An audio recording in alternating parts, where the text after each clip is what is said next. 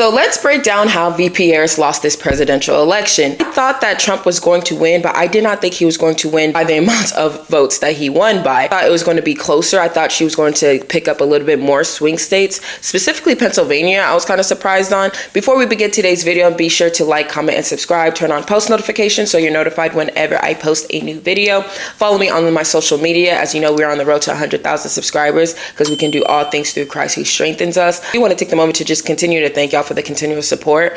Those who know me know I don't do social media full time. Like, I actually have a full-time life outside of social media. But the fact that y'all continue to support, you continue to DM me on Instagram asking me my certain opinions on certain things, it really means a lot to me because it shows that you actually care about my opinion and you take what I say into consideration.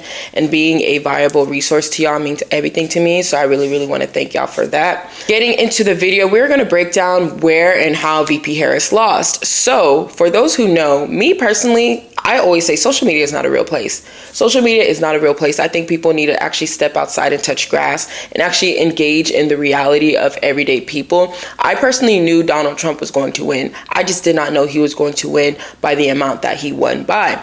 If you look on social media after the election, a lot of people were upset. They were saying that, oh, this election was misogynistic. People just didn't vote for Harris because she's a woman, etc., etc. Seeing the amount of people upset on social media, I just can't help but to wonder, someone's lying. Someone is lying. I think the lies come with, it is more socially acceptable to support VP Harris, so people are portraying themselves as, okay, I am Team VP Harris, but in reality, the silent majority, I do believe, really wanted Trump to be in there, mainly because what we have now, a lot of people just weren't happy with.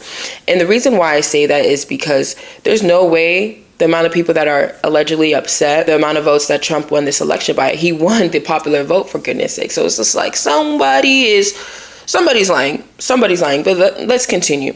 I really want us to focus on this electoral map. I'm going to go into when I figured, okay, she lost this race. She lost this race. I want us to look at the state of Florida. State of Florida was one of the first states that came in with like, okay, Trump won this state. He won 30 electoral colleges. Now, state of Florida is not a contender state. However, I personally use the state of Florida to kind of gauge out voter turnout. So when state of Florida reported that Trump won their state, I knew he was going to win, but it was just the amount that he won by. At the time when they reported, and it's still at about 13.1%, it was just under 13% that he won the state by. And something that I want us to figure, when we look at right now, it's Donald Trump, him winning 6.1 million votes and VP Harris only having 4.6 million. If we go back to the 2020, we see that the state of Florida, Donald Trump won by 5.6. Well, Donald Trump had 5.6 million votes while Joe Biden had 4.2. He won the state of Florida by merely 4%. So when I saw that he won state of Florida by almost 13%, I'm like, okay, I understand this wasn't a contender state, but people are coming out to vote. Like, they are coming out to vote for him. They are showing out for this man. And so that is whenever I personally knew, like, okay, this man is probably going to win this election. So let's break down the 7 swing states. So we have Arizona, we have Georgia, we have Michigan, we have Nevada, we have North Carolina, we have Pennsylvania, and we have Wisconsin. Every single 7 swing state Donald Trump took, he swept her in these swing states. I personally thought she at least had the chance to get Pennsylvania. Goodness gracious, I said, oh my days. Oh my days, this man swept her in the swing states. I personally feel like when we look at Pennsylvania and we look at the numbers coming in, 50.5% against 48.5%. When we look at the Pennsylvania back in 2020, we see that Pennsylvania was flipped. Joe Biden had 50% flat and Trump had 48.8%. So people really showed out. It's about the same, but pretty much just flipped in the numbers of who won what. Looking at not only... Another one that I really want us to focus on is looking at the state of Georgia. Y'all, the state of Georgia. This man took Georgia. I thought that, I'm not going to lie, I thought VP Harris was actually, no, I didn't think she was going to take Georgia. I didn't think she was going to take Georgia, specifically after the situation with the Christ is Lord and her saying you're at the wrong rally, and then her going to Jamal Bryant's church. There was a lot of controversy about that. I think a lot of people don't fully understand, especially within the South, me being originally from Texas. Black people, we don't play about Jesus. We generally do not play about Jesus. No matter if they are a Democrat or Republican, you don't disrespect Jesus Christ, especially from you just don't. So I think that really actually hurt her. Me personally, I think it hurt her. When we look at Georgia specifically, we see that Trump came in with 50.7, and then she had 48.5% of the votes. Back in 2020, we see that Georgia was actually flipped, where Biden had 49.5 and Trump had 49.2. This is actually not even that close. Well, Georgia was closer back in 2020 than it was here. It is still close, but that's like, technically it's in the percentage of margin of error, whatnot, but that 2%. However, Trump took that. I knew Trump was going to take Nevada. That was just not even, I knew he was going to take Nevada. Something that I feel like where VP Harris's team went wrong, they were really relying on what they call this blue belt, the Wisconsin, Michigan, and Pennsylvania. I don't think that was smart for them to do. I generally don't think that was smart for them to do. When we look at Wisconsin and Michigan, obviously, like, it flipped, but we have to understand it flipped barely. It flipped barely. So relying on these states, it was just like, it just was not, from a strategy standpoint, I don't think it was smart. I don't think it was smart. I do think that she should have focused a little bit more, just a little bit more on Michigan. I think she could have pulled Michigan, but looking at Michigan, seeing how close it was, I think that would have been something that would have helped her, or not even helped her, would have just at least, like, maybe she got close to, but even if she did get Michigan, she still would not have won the election. Yeah, I'm going to be honest. Her campaign was a mess. Her campaign was a mess. The main three things that I really want to say that really hurt the Democratic Party and really, like, caused her to lose. First things first is Joe Biden should have passed the baton.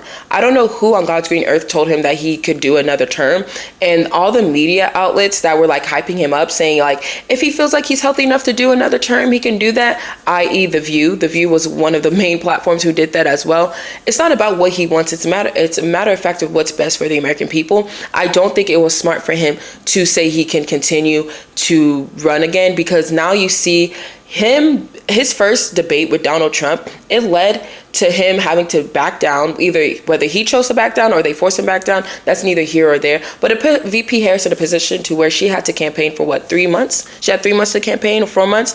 That was the first mistake the Democratic Party had. Like, why did we agree on allowing Joe Biden? Not even we, because I was the main one saying, and people were calling me divisive, and I didn't care. Now look at you. Lost. No, not even trying to be funny, but it's just like, so I don't know who thought it was a good idea to tell Joe Biden that he should run another race. They were expecting a red wave. The red wave did not happen, so I guess that kind of gave him the momentum, like, okay, I can probably do this again. No, sir. That was the biggest mistake that would probably go down in the history of U.S. politics. Like, we really should have had a primary to where we can put the best candidate up in front. I know people disagree within the Democratic Party because they feel like he is too centered. But if we prepped someone like Mark Kelly, if we vetted him and put him in the face of the people, there's something about Mark Kelly that he appeases to both sides. He's part of a bipartisan legislation bill that provides solutions within our immigration policy. So I think someone like Mark Kelly would have been an amazing option. At least I know he was an option for VP, but they ended up picking Tim Walz. I still don't see the benefit of picking Tim Walz. I don't blame Tim Walz for that. Second thing that I think that the Democratic Party really dropped the bag on is, you really must think black people are stupid.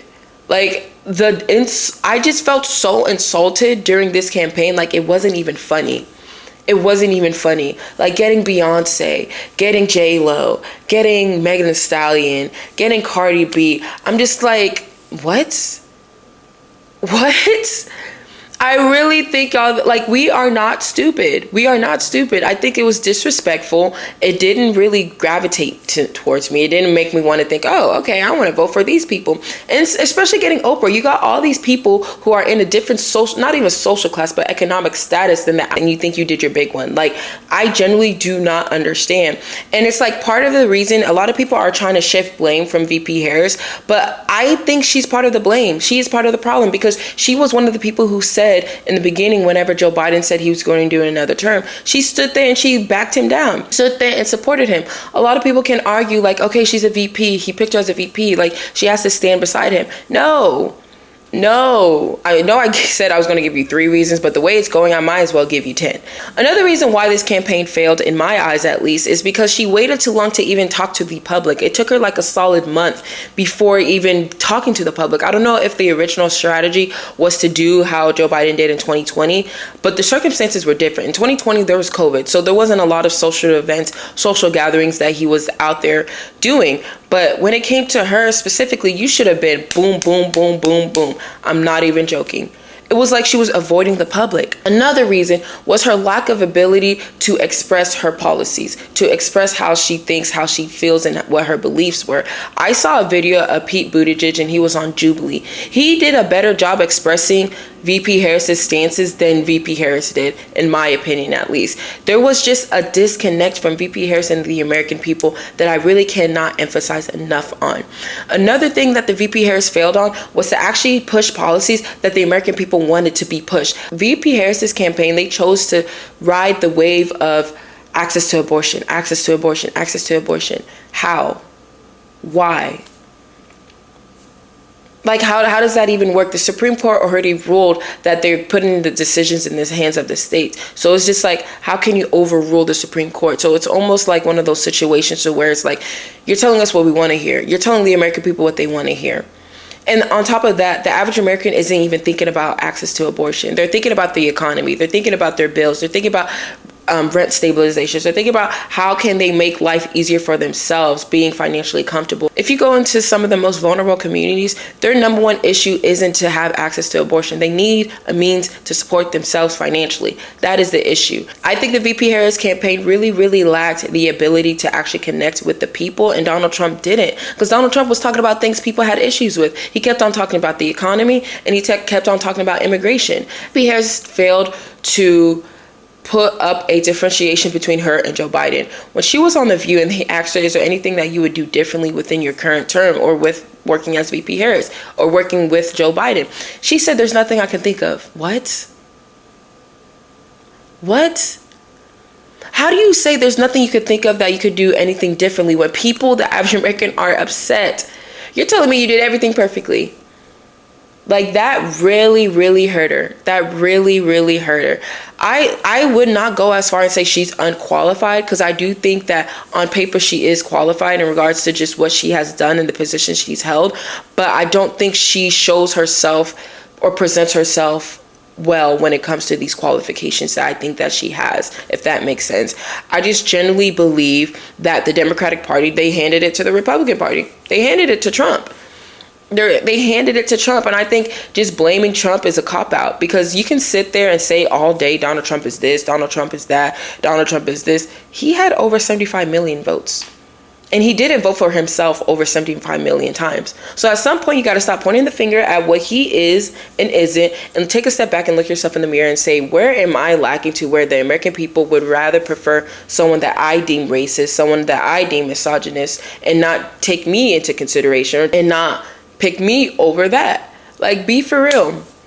Be for real. I just think the Democratic Party has changed and shifted so much so like the average American, they are tired. And a lot of people who voted for Trump is not because they're like Donald Trump's number one fan. A lot of people voted for Trump because they're just like, hey, I don't like where we are currently at, so I'm going to vote for something different, because change doesn't come in comfortability. So they gave him a chance.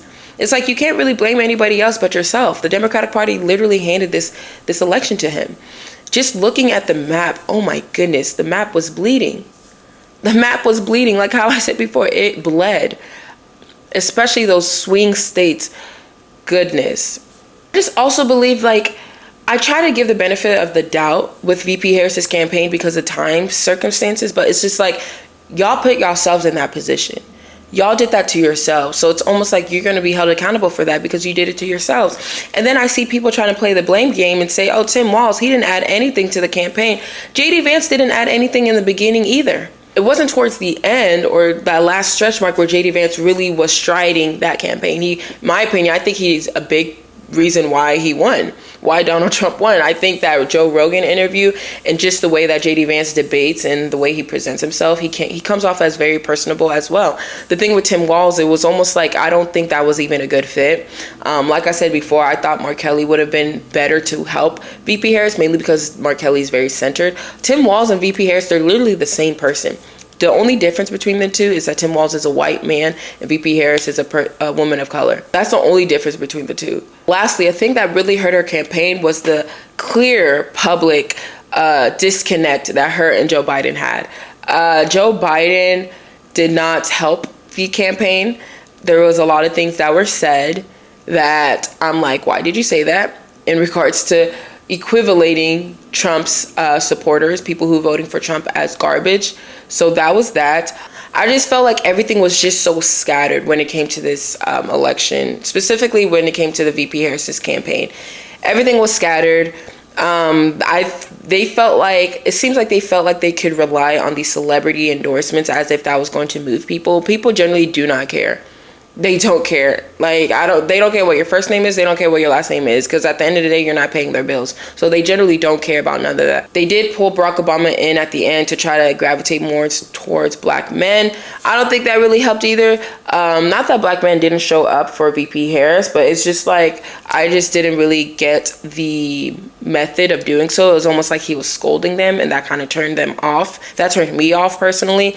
Ultimately, Donald Trump won, in my opinion. Donald Trump won this race, not because of what he did differently, because Donald Trump, I believe, ran the same race that he did in 2020 and 2016. I don't think he generally changed. The main thing for me is the fact that the Democratic Party has turned off so many people, so much so they felt like they had no choice but to vote either a third party or for Donald Trump. And that's not something that they have to blame Donald Trump on. The whole campaign's personality is just based off of Donald Trump being this, Donald Trump being that, but he still won. So what does that say about you if people are willing to pick him over you? But hey, man, that's my thoughts. That's my thoughts on how I feel like the campaign pretty much just crumbled. 7 out of 7 swing states is wild to me.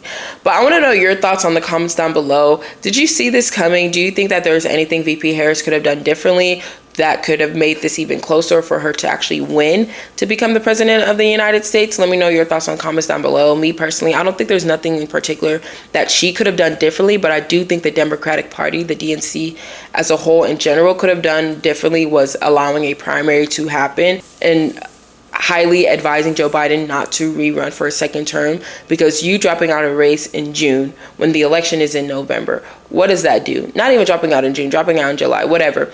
What does that do? What does that do? It just does more harm than good. But let me know your thoughts on comments down below. Be sure to like, comment, and subscribe. Turn on post notifications so you're notified whenever I post a new video. Follow me on my social media. We're on the road to 100,000 subscribers. I love y'all all truly and always. This is Uduak, connecting people with policy. God bless y'all all. Toodles.